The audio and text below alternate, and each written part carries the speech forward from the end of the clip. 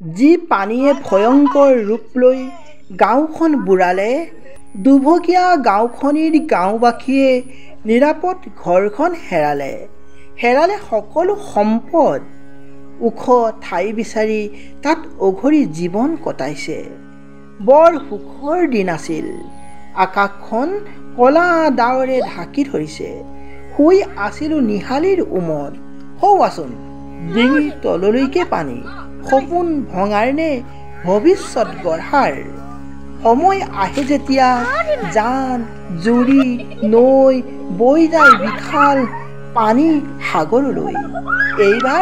এইবাৰ আকৌ আহিব নেকি ডাঙৰ বানপানী? গাঁৱত হুলস্থুল লাগিছে। কি হ'ব এতিয়া? আমি কলৈ যাম? যোৱাবাৰৰ দৰে এইবাৰো উটুৱাই নিব নেকি আমাৰ সপোনবোৰ? বৰ সুখৰ দিন আছিল। আকাশখন কলা ডাৱৰে ঢাকি ধৰিছে। শুই আছিলোঁ নিশালীৰ উমত। হেৰাল সকলো সম্পদ।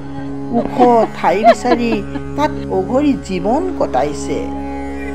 যি পানীয়ে ভয়ংকৰ ৰূপ লৈ গাঁওখন বুৰালে, দুভগীয়া গাঁওখনিৰ গাঁওবাসীয়ে নিৰাপদ ঘৰখন হেৰালে। হেৰালে সকলো সম্পদ।